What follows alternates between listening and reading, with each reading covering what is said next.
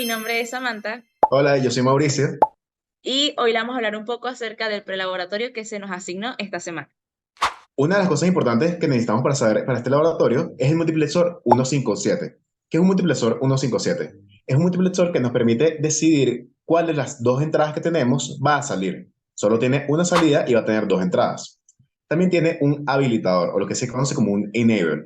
¿Qué va a hacer el enable? El enable, cada vez que esté alto, va a salir una entrada baja, siempre. O sea, no va a salir ninguna de las entradas que yo estoy mostrando. Simplemente va a salir un vacío o un cero.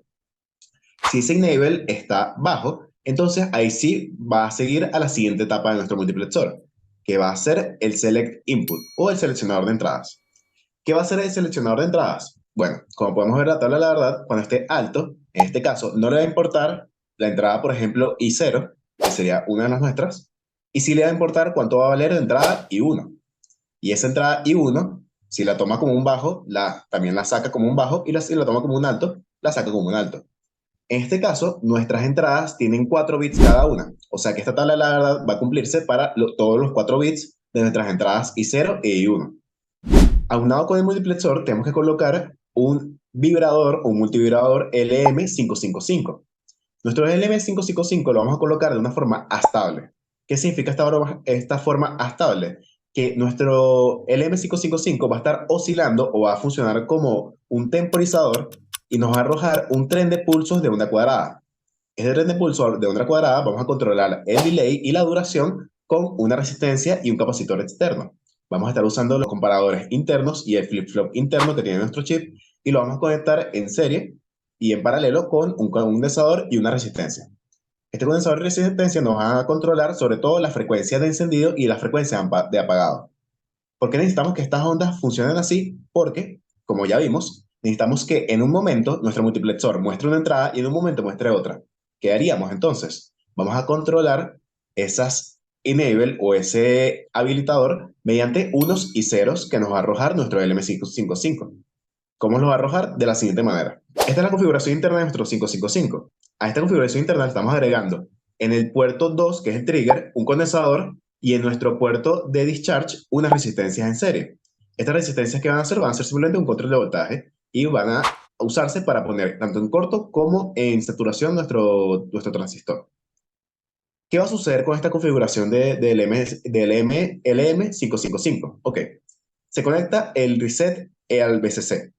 Al estar el reset control conectado a VCC, significa que nuestra salida va a ser un 1 y nuestra salida negada va a ser un 0. Porque nuestra salida es un 1 porque el reset entra negado. Entonces se setea nuestro flip-flop. Y al estar esa salida negada con un 0 y conectada a nuestro transistor por la base, entonces nuestro transistor se va a corto. Si se va a corto, nuestro voltaje de entrada va a entrar y va a empezar a cargar nuestro condensador, como podemos ver en la gráfica a la derecha. Nuestro condensador se va a cargar y no va a cambiar nunca el circuito hasta que ese condensador alcance 2/3 del voltaje de VCC. ¿Qué pasa cuando ese condensador encuentra 2/3 del voltaje de VCC? Que va a empezar a afectar a los comparadores. Si podemos dar cuenta, el pin negado de nuestro primer comparador es 2/3 del voltaje VCC y el pin positivo de nuestro segundo comparador es 1/3 del voltaje VCC. Entonces, cuando nuestro condensador tiene un voltaje mayor a 2/3 de nuestro voltaje VCC, va a ser mayor al pin negativo de nuestro primer comparador. Eso va a informar que va a arrojar un 1 en nuestra R. Pero está siendo mayor también a nuestro 1/3 de voltaje VCC para el comparador 2. Entonces va a arrojar un 0 para la S. Cuando nuestro flip-flop está en 1 y 0, va a tomar cuenta el 1. El 1 está en el reset.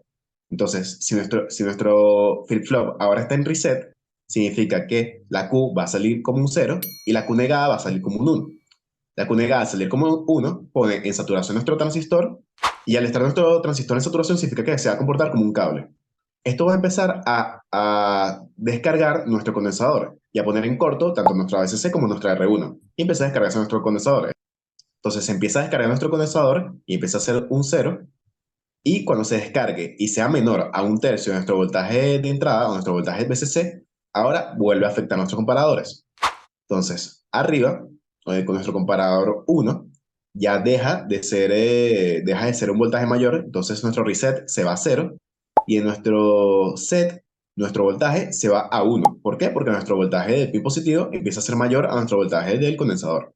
Si es 0, 1, se enfoca en el 1 está en el set, nuestra salida va a ser un 1, nuestra salida negada va a ser un 0, y entonces nuestra salida normal sí debería ser un 1, lo que vuelve a poner en corto el transistor y vuelve a cargar el capacitor. Y esto va a cumplirse así hasta infinitos intervalos.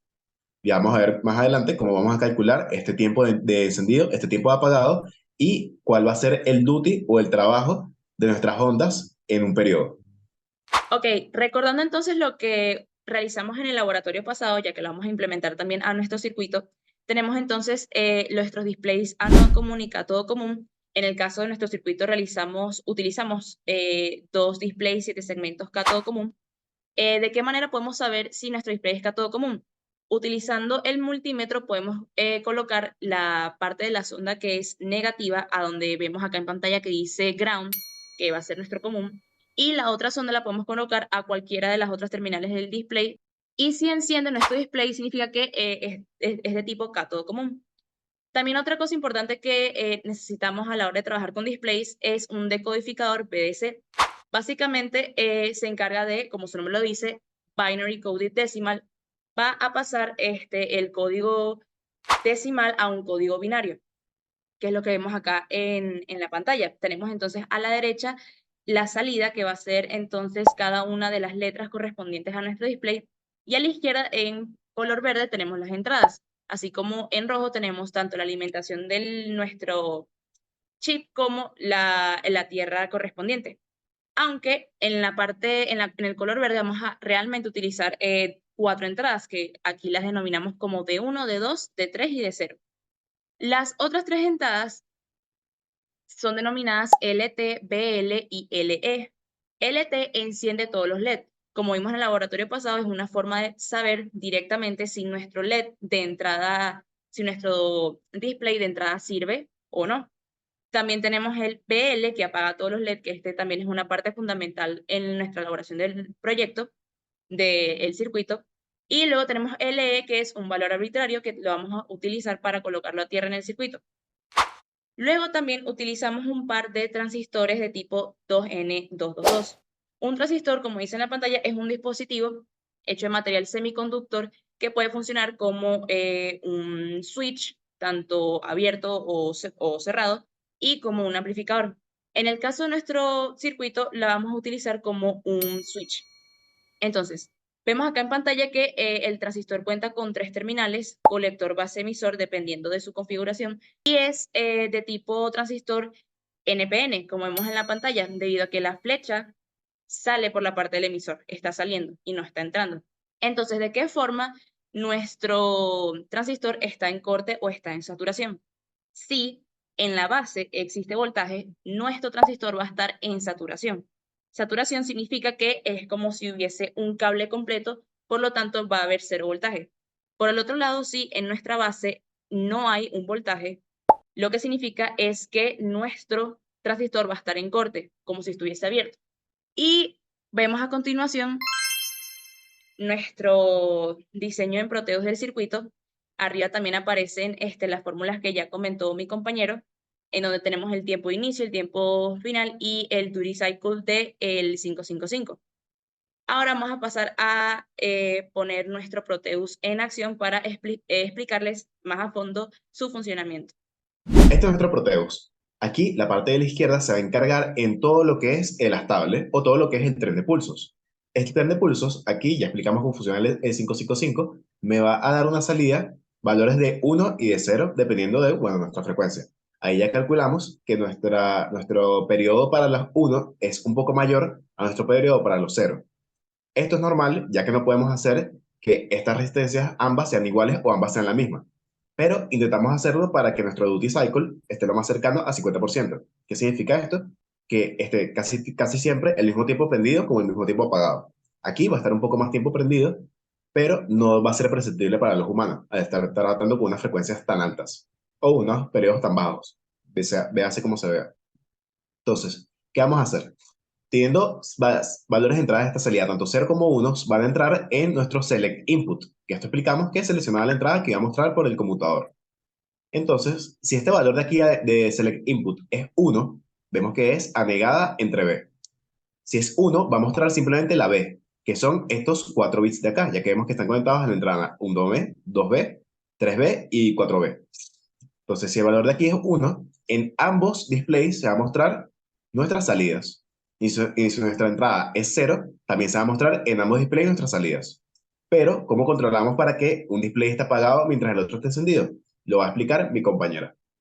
Ok, entonces siguiendo como comentaba mi compañero Mauricio, entonces acá tenemos en el 157 nuestras salidas que están conectados a nuestros 4511, tanto arriba como abajo. Arriba vamos a mostrar la entrada B, mientras que abajo vamos a mostrar la entrada A. Como ya sabemos, esta selección de las entradas A y B lo va a hacer nuestro pin 1 del 157, donde sale A negado B, dependiendo de la entrada que reciba, la salida que reciba del 555 en el pin 3. Entonces, ¿qué sucede? Ambos LEDs van a estar mostrando las respuestas simultáneamente, solamente que vamos a estar viendo la B y luego la A consecutivamente.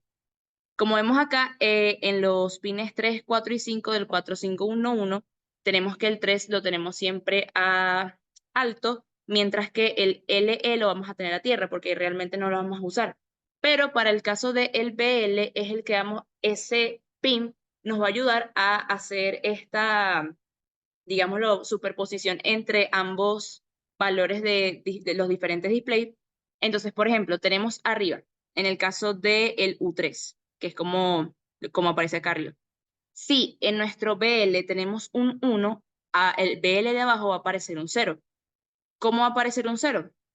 Bueno, vamos a tener entonces un voltaje en la base del transistor que está aquí abajo, lo que va a hacer que entre en saturación y va a provocar que nuestro BL básicamente esté a tierra, ya que va a haber un cable acá. Por lo tanto, vamos a tener un 0 acá. Por el otro lado, si arriba, en el BL de arriba tenemos un 0, ¿qué es lo que va a suceder? No va a haber voltaje en la base, por lo tanto, esto va a ser un abierto. Y el BL va a irse directamente o va a recibir una entrada alta de nuestra fuente de alimentación de 5 voltios. Finalmente, por acá a la derecha entonces tenemos ambos displays conectados entonces a las salidas Q de acá con una resistencia para evitar que nuestro LED se dañe. Y bueno, eso es todo. Ahora lo vamos a proceder a simular. ¿Mm? Cabe acotar que el Proteus está hecho para que no se simule a tiempo real. De hecho, ahorita mismo se está simulando en un tiempo mucho menor al real, ya que nuestro procesador no puede estar simulando a tiempo real viendo cuántas conmutaciones entre los displays. Pero esto se estaría simulando a una mucha más alta frecuencia de la que estamos viendo. Y bueno, de hecho aquí ya podemos ver, si cambiamos los bits, por ejemplo, el display de arriba va a estar mostrando estos bits de la izquierda, que son los bits B. Por ejemplo, si ponemos un 3, ahora estaría mostrando un 3,2.